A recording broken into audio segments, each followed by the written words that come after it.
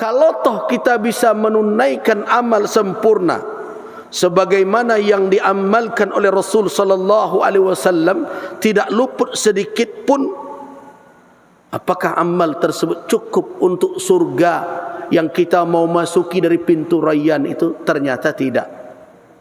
Nabi sallallahu alaihi wasallam telah menegaskan di dalam sabda beliau, ma min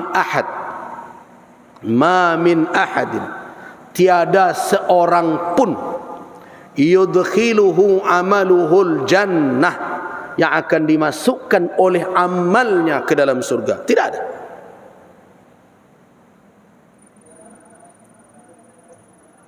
Jadi kita berpuasa, kita melakukan qiyam, kita melakukan i'tikaf, kita melakukan tadarus Al-Quran, kita latih diri kita untuk menjadi pemurah di bulan Ramadan melebihi kepemurahan di bulan-bulan lain.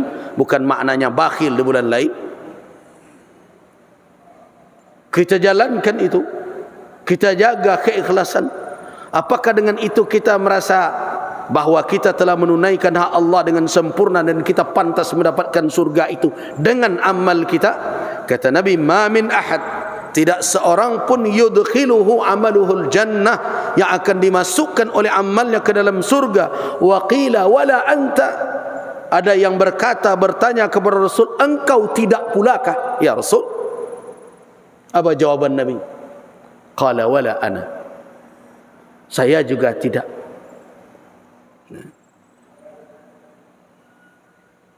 Jadi coba renung-renungkan itu. Saya juga tidak, kata Nabi.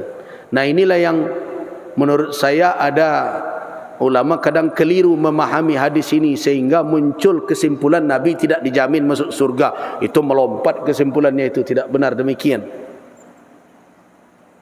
Dalam hadis itu ada kelanjutan dengan berbagai redaksi.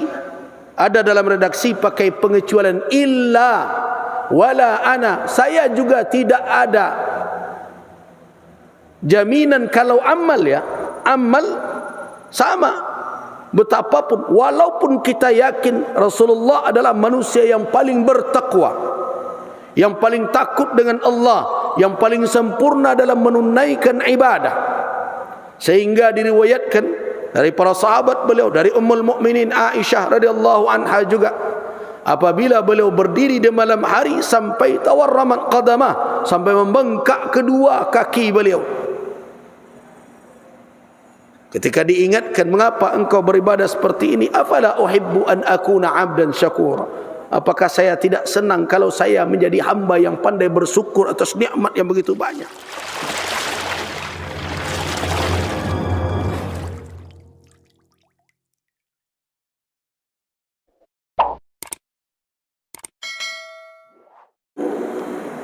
Warahmatullahi wabarakatuh. Alhamdulillahilladzi azallana bi syahri Ramadanil mubarak wa huwa syahrus shiyam. Nas'alullah subhanahu wa ta'ala an yaj'alana fihi minas sha'imin wal qa'imin. أشهد أن لا إله إلا الله ولي الصالحين وأشهد أن محمدا عبده ونبيه ورسوله الأمين. اللهم صل وسلم على عبدك الكريم ورسولك العظيم سيدنا وشفيعنا محمد وعلى آله وأصحابه والتابعين وتابع التابعين ومن تبعهم بإحسان إلى يوم الدين. أما بعد، عباد الله، جماعة صلاة الفجر رحمكم الله. Pembahasan kita pagi ini melanjutkan kajian kita pada malam tadi tentang hubungan iman dengan siyam, di mana kita membicarakan tentang Salah satu janji Allah Subhanahu wa taala di dalam ayat-ayat yang terkait dengan puasa adalah la'allakum tattaqun. Kita sudah menjelaskan bahawa dari ayat tersebut kita melihat isyarat bahawa yang diinginkan oleh Allah dari amalan siyam kita bukan sebatas gugurnya kewajiban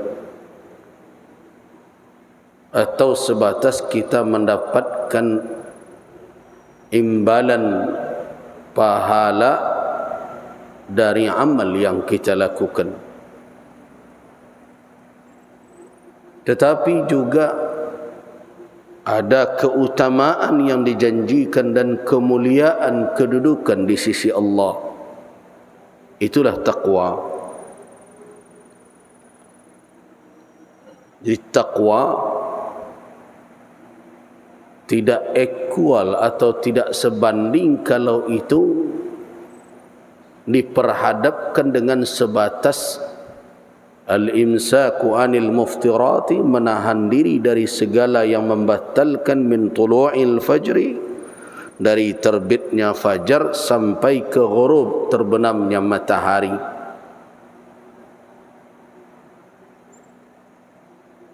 Jadi dengan apa ketakwaan didapat? Modalnya tidak cukup dengan keislaman. Para fuqaha ahli fikih di dalam kitab-kitab fikih ketika meletakkan syarat kewajiban puasa itu adalah Islam, yang mereka tuju dari peletakan syarat itu adalah sahnya amal dan gugurnya kewajiban. Itulah kadar minimal. Sedangkan di dalam ayat yang diinginkan oleh Allah adalah capaian maksimal taqwa. Inna akramakum indallahi atqakum, di mana dengan tercapainya takwa manusia berada pada posisi yang paling mulia di sisi Allah, dan itulah fadlun, itulah karunia. Jadi tadi malam kita sampai pada kesimpulan, kalau ingin menjadikan ibadah ini, siyam ini sebagai wasilah, sebagai jalan untuk mendapatkan ketakwaan, maka tingkatkan modal. Tidak cukup hanya dengan sebatas keislaman, tapi mesti dengan keimanan. Nah, pertanyaan kita yang belum terjawab dan insya-Allah akan kita jawab pagi ini adalah, apa bentuk keimanan secara spesifik, secara khusus yang dituntut dengan ibadah siyam dan qiyam ini? Karena di dalam hadis yang diriwayatkan oleh Abi Hurairah dalam kitab Sahihain ada sabda Nabi yang berbunyi, man sama ramadana imanan wa ihtisaban. Ada lafaznya man qama lailatal qadri imanan wa ihtisaban. Ada pula di dalam riwayat lain, di dalam Musnad Imam Ahmad, dihimpun ketiga lafaz setelah man sama ramadana, man qama ramadana, man qama lailatal qadri, seluruhnya bersambung dengan kalimat iman wahtisaban, dengan penuh keimanan dan pengharapan kepada Allah.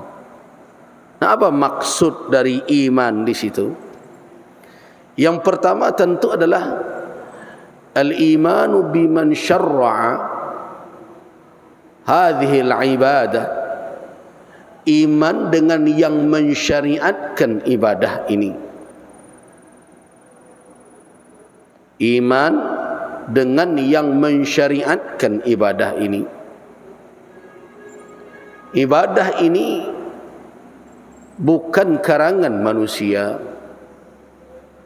Ibadah ini bukan kreasi ahli-ahli ilmu,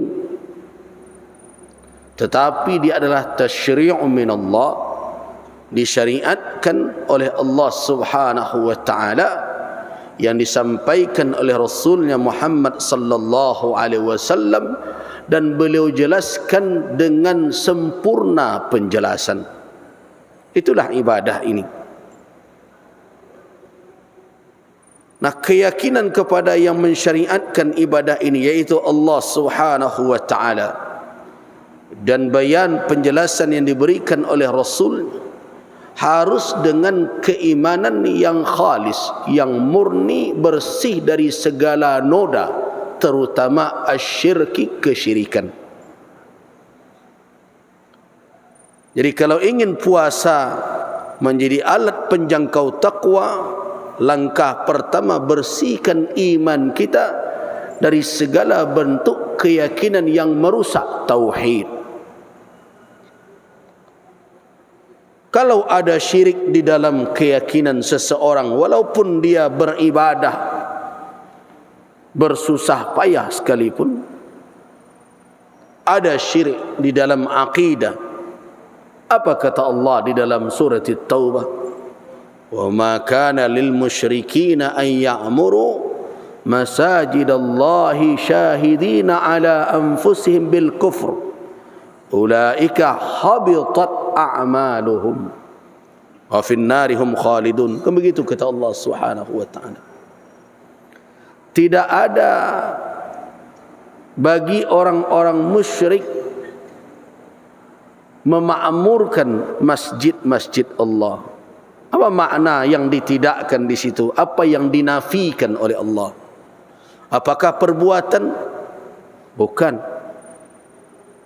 Secara fakta mereka memakmurkan, karena ayat ini turun terkait dengan kisah Abbas bin Abdul Muttalib, paman Nabi, ketika beliau tertawan dalam perang Badar.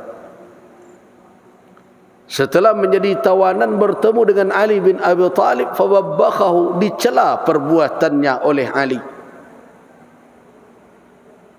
Kalau dalam bahasa kita, ndak mesti Allah je pak dokoh, anak surang berperangi juga ikut pula je orang. Nah, mendengarkan celaan-celaan Ali itu, akhirnya terlontar dari Abbas bin Abdul Muttalib kalimat, tuwabbikhuni ka'annani ma fa'altu khaira, begitu. Engkau cela, engkau maki-maki saya Ali seolah-olah tidak pernah berbuat baik saya selama ini. Kata Ali, anta ya ammah, engkau wahai faman, ada pula perbuatan baik engkau? Kata Abbas, ada. Apa itu? Nah, dia katakan, ammartul masjidal harama wa asqaitul hajija, gitu. Saya selama ini yang menjaga, merawat, memakmurkan Masjid Haram di Makkah itu. Saya selama ini yang menyediakan minuman untuk orang yang berkunjung berhaji ke Baitullah. Siapa yang bisa membantah pekerjaan itu? Memang itu tugas Abbas yang dia warisi dari keluarganya. Nah, akhirnya Ali terdiam. Allah Subhanahu wa taala menjawab pernyataan itu dengan firman-Nya, "Ma kana lil musyrikin." Tidak ada bagi orang musyrik istilah memakmurkan atau perbuatan memakmurkan pada hakikatnya. Kalau perbuatan lahiriah, iya, siapa yang bisa membantah? Jadi apa maknanya? Yang dinafikan di situ, yang ditidakkan adalah nilainya di sisi Allah. Nilai dari perbuatannya yang bersusah payah selama ini, yang secara faktual dilihat oleh manusia, dia menjaga, dia memakmurkan, dia merawat, iya, tetapi apakah itu bernilai di sisi Allah? La, tidak. Makana lil musyrikin. Makanya kalau dibaca kitab tafsir, apa penjelasan ulama? Makana lahum sawab, Tidak ada pahala bagi mereka, tidak ada nilai atas perbuatan mereka. Yang mereka lakukan sama dengan tiada sama sekali, walaupun mereka sudah bersusah payah melakukan itu. Nah, apa penyebabnya? Karena kesyirikan mereka. Syahidina ala anfusihim bil kufr. Mereka menyatakan kekufuran atas diri mereka sendiri.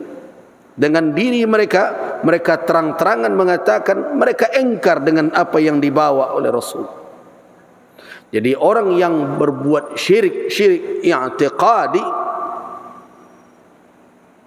secara akidah, dan begitu juga dimasukkan oleh ulama syirik-syirik lainnya yang bisa saja merusak amal. Kata Allah, apa nilai amal mereka? Ulaika habitat a'maluhum. Mereka yang seperti itu perbuatannya, hancur lebur amal mereka itu. Di mana tempat mereka? Finnar. Nah, karena itu kalau kita ingin amal perbuatan kita, baik siyam maupun qiyam, memiliki nilai di sisi Allah Subhanahu wa taala, bersihkan akidah itu dari segala adran, dari segala daki-daki kotoran tauhid, khurafat, syirik, termasuk di dalamnya riya, sum'ah, yang dikatakan oleh orang asyirkul khafi, syirik yang tersembunyi. Jadi makna imanan di situ, siapa yang berpuasa dengan keimanan, apa maknanya? Ayyakuna muwahhidan, dia bertauhid kepada Allah. Dia yakini bahawa ibadah ini syara'ahu Allah, disyariatkan oleh Allah untuk mereka, untuk kebahagiaan mereka dunia dan akhirat. Allah Subhanahu wa taala tidak membutuhkan ibadah ini. Yang butuh dengan ibadah ini adalah kita. Kebaikan yang kita perbuat tidak akan mendatangkan manfaat. Kemaksiatan yang dilakukan oleh manusia tidak akan mendatangkan mudarat kepada Allah Subhanahu wa taala.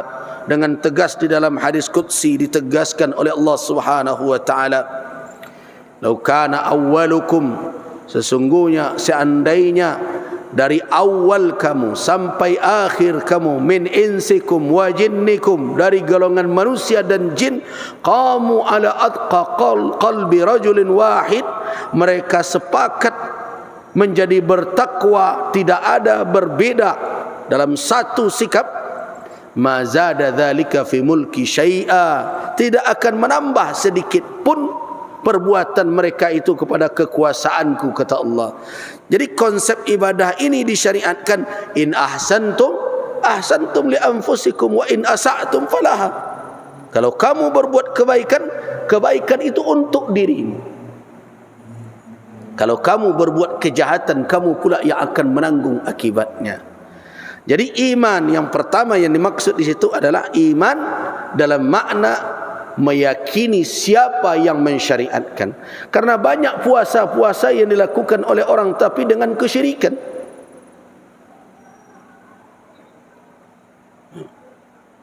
Puasa yang dituntunkan oleh orang-orang yang pergi ke gua-gua dan bermacam, dalam bahasa kita batarak dan sebagainya. Man syarra'a hadha as-shaum, siapa yang mensyariatkan puasa seperti ini dengan berbagai istilah. Itu yang pertama. Yang kedua adalah al-imanu bi kamali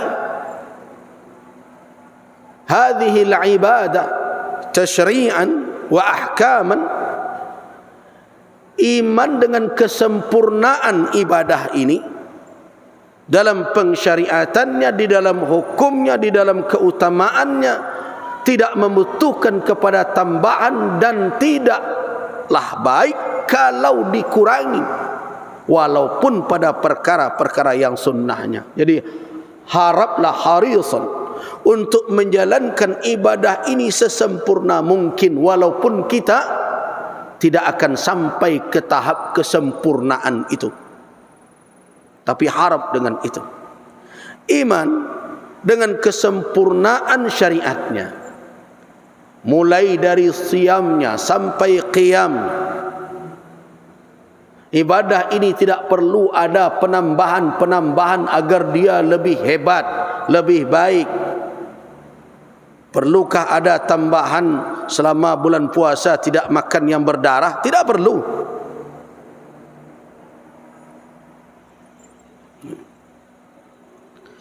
Apabila dijalankan oleh manusia ibadah ini seperti apa yang ditunjukkan oleh Rasul sallallahu alaihi wasallam, maka dia telah adda akmal, dia telah menunaikan sesempurna dan semaksimal yang bisa dilakukan oleh seorang hamba.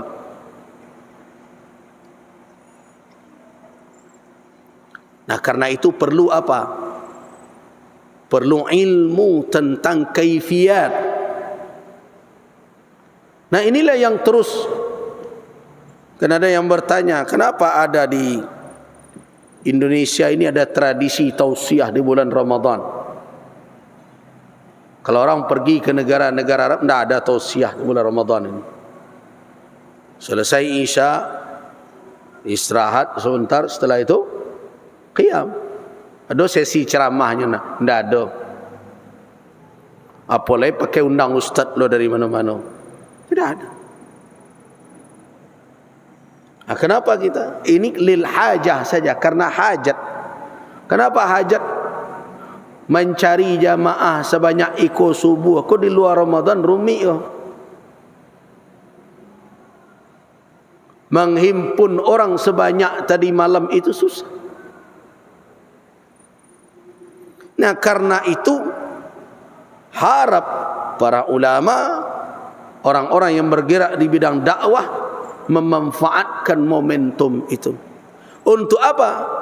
Agar itu menjadi suatu kesempatan untuk menjelaskan tentang kaifiat pelaksanaan ibadah ini. Banyakkah yang harus masih dijelaskan? Banyak. Jadi kecilkan tahun duluan lah lo, kini ngajo lagi.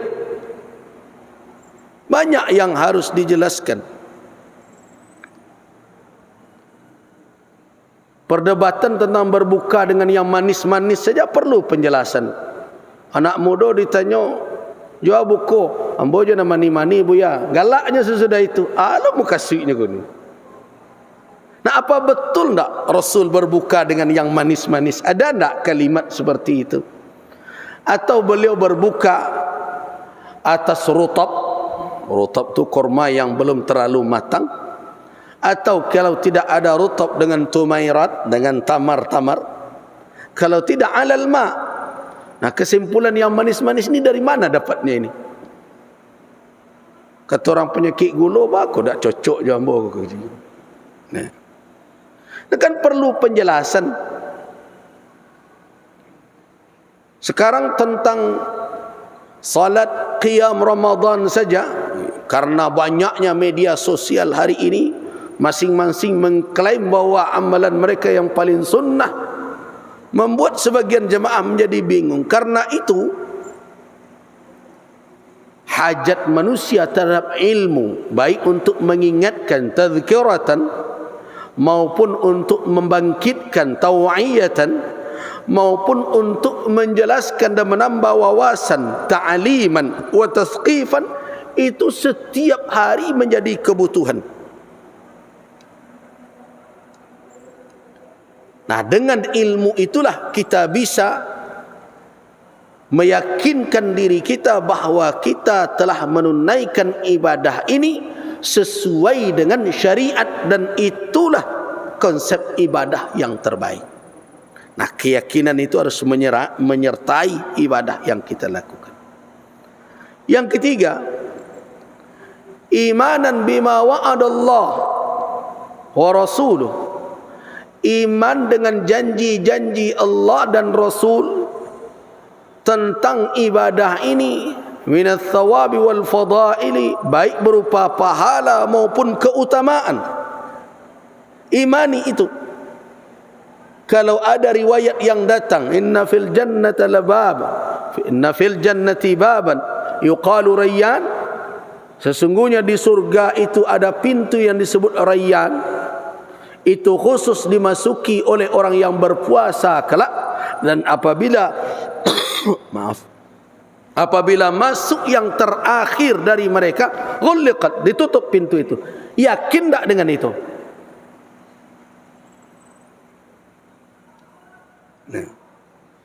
Yakin tak dengan keutamaan siam yang datang di dalam Al-Quran, la'allakum tattaqun, yang datang di dalam sunnah, ghufira lahu ma taqaddama min dhanbi.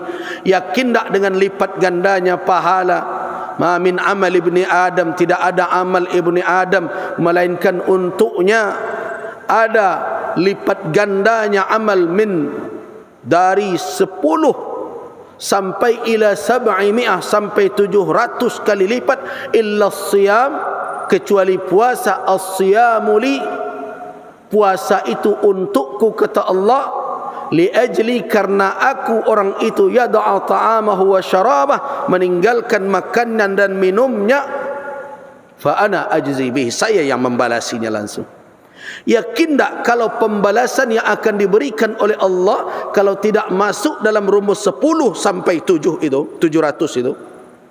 Kan rumusan imbalan pahala begitu. Dari 10 kali lipat ila 700 sampai 700. Kalau 10 kali lipat di mana ditemukan? Ada di dalam Al-Quran. Man jaa bil hasanati falahu asyru amsalihha. Siapa yang mendatangkan kebaikan, dia berhak mendapatkan 10 semisalnya, berarti 10 kali lipat. 700 ada di dalam Al-Quran. Seperti orang yang menginfakkan kamathali habbatin ambatat sab'a sanabil wa fi kulli sumbulatin mi'atu habbah, bagaikan menanam 1 biji menumbuhkan 7 tangkai, 1 tangkai 100 biji padanya, kali 7 700. Itulah rumusan imbalan pahala yang dilipat gandakan oleh Allah. Nah, puasa tidak masuk dalam rumus itu. Illa siyam. Yakin tak ketika Allah mengatakan ana ajzi bihi, saya yang membalasinya langsung, artinya rumusan ini tidak masuk ke dalam konsep pahala puasa. Kita yakin apabila Allah yang memberikan dengan keinginannya, dengan kehendaknya, karena orang ini telah meninggalkan makan dan minum dan syahwatnya karena dia, itu pasti pembalasan aufa, lebih sempurna dari rumusan-rumusan itu.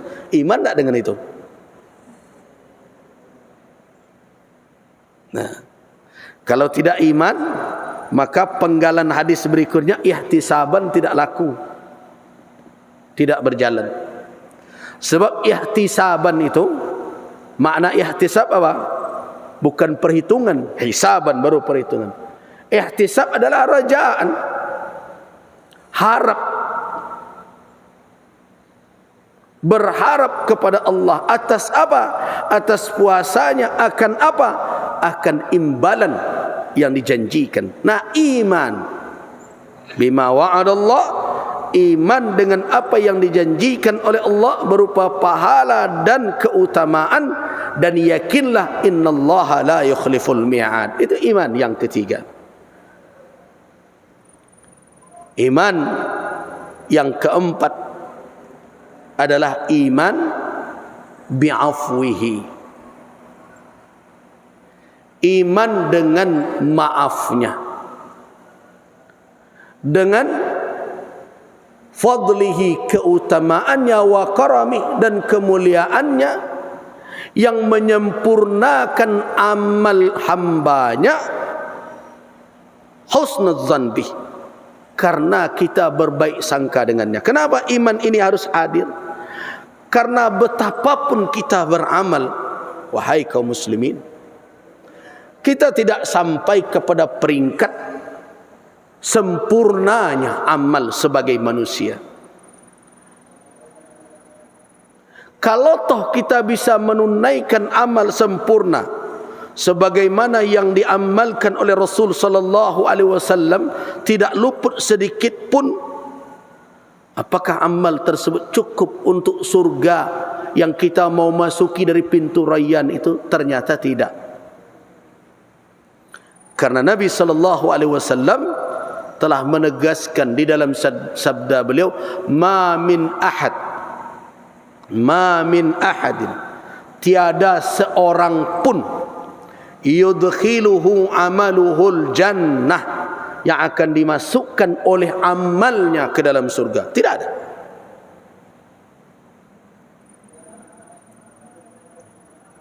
Jadi kita berpuasa, kita melakukan qiyam, kita melakukan i'tikaf, kita melakukan tadarus Al-Quran, kita latih diri kita untuk menjadi pemurah di bulan Ramadan melebihi kepemurahan di bulan-bulan lain. Bukan maknanya bakhil di bulan lain. Kita jalankan itu, kita jaga keikhlasan. Apakah dengan itu kita merasa bahawa kita telah menunaikan hak Allah dengan sempurna dan kita pantas mendapatkan surga itu dengan amal kita?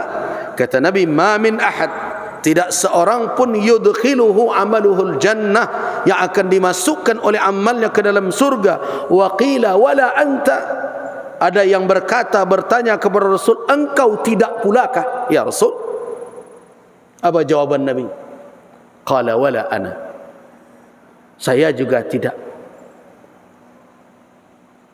Nah. Jadi coba renung-renungkan itu.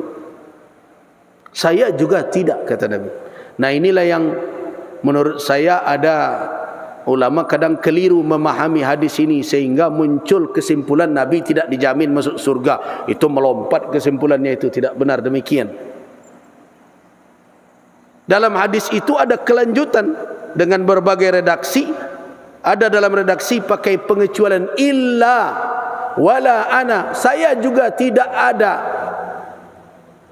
jaminan kalau amal, ya amal sama betapapun, walaupun kita yakin Rasulullah adalah manusia yang paling bertakwa, yang paling takut dengan Allah, yang paling sempurna dalam menunaikan ibadah, sehingga diriwayatkan dari para sahabat beliau, dari Ummul Mukminin Aisyah radhiyallahu anha juga, apabila beliau berdiri di malam hari sampai tawarramat qadamah, sampai membengkak kedua kaki beliau. Ketika diingatkan, mengapa engkau beribadah seperti ini? Afala uhibbu an akuna 'abdan syakura, apakah saya tidak senang kalau saya menjadi hamba yang pandai bersyukur atas nikmat yang begitu banyak? Nah, siapa yang berani mengatakan bahawa dia beribadah melebihi Rasul? Tidak ada. Semua kita adalah pengikut beliau, dan kita berharap sungguh agar kita dihimpun kelak di dalam kelompok umat beliau. Nah, dengan ibadah seperti itu beliau katakan wala ana, saya juga tidak akan dimasukkan oleh amal saya illa, kecuali ayyataghammadani Allahu birahmati, kecuali kalau Allah meliputi saya dengan rahmatnya, dimasukkan saya oleh Allah ke dalam rahmatnya, dan rahmat itulah yang akan memasukkan ke surga. Nah, di situ ada jaminan untuk Nabi. Jadi Nabi dijamin masuk surga. Kenapa? Ada jaminan rahmat Allah melimpah kepada beliau. Tapi kawak sian jamin lah keluar sertifikatnya. Yang tidak.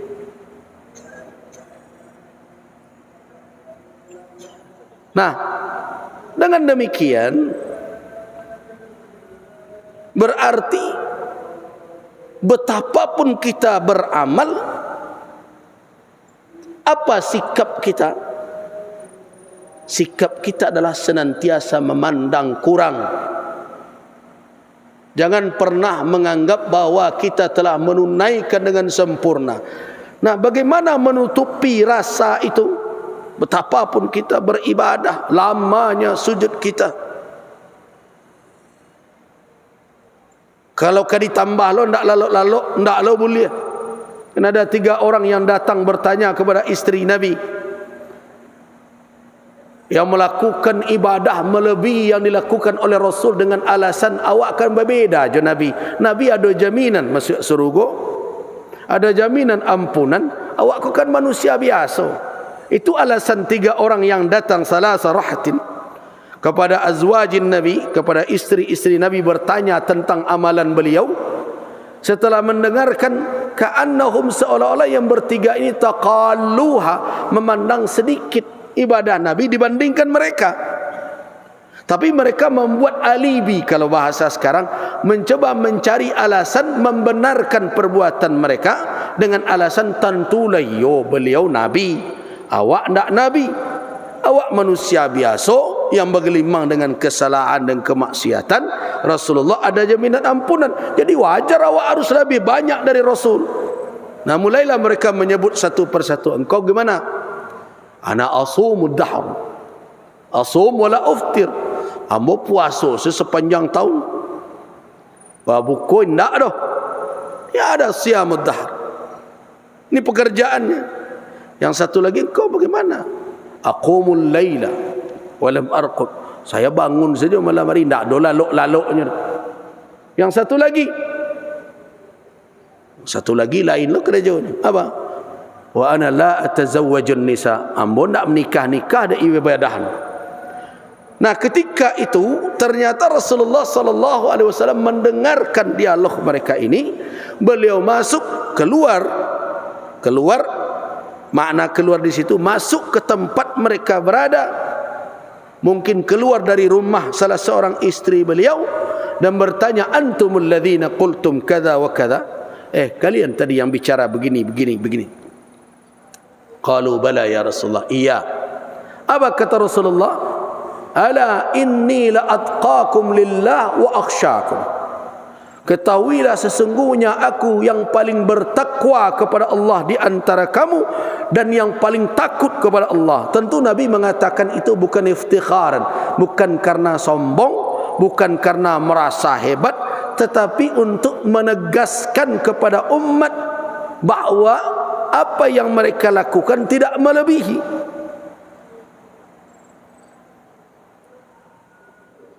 Ana atqakum lillah wa akhsyakum, saya yang paling bertakwa dan paling takut kepada Allah di antara kamu sekalian.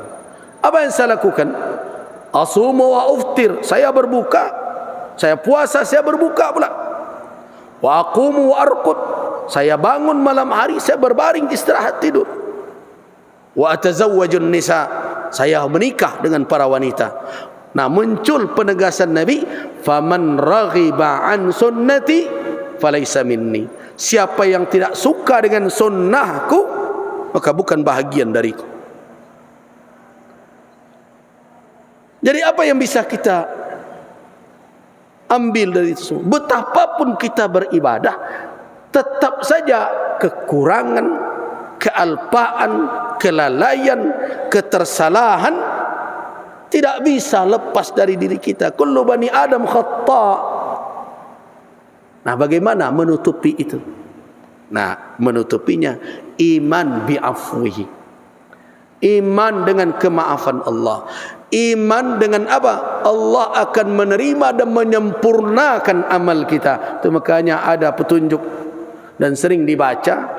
Kalau orang selesai beribadah, apa bunyi doanya? Rabbana taqabbal minna salatana wa siyamana wa qiyamana wa ruku'ana wa sujudana wa tadarru'ana wa takhashu'ana wa tammim taqsirana. Sempurnakanlah ya Allah kelalaian kami, kekurangan kami, kedangkalan kami. Nah, karena itu kalau ingin berpuasa ini memang menjangkau takwa, jangan goyang selama kita telah menjalankan sesuai batas kemampuan dengan petunjuk yang telah ada. Ittaqullah mastata'tum, jangan pernah hilang dari diri kita bahwa Allah Maha menerima amal. Innallaha la yudhi'u amala 'amilin minkum, dan Ia Maha menyempurnakan amal yang kurang.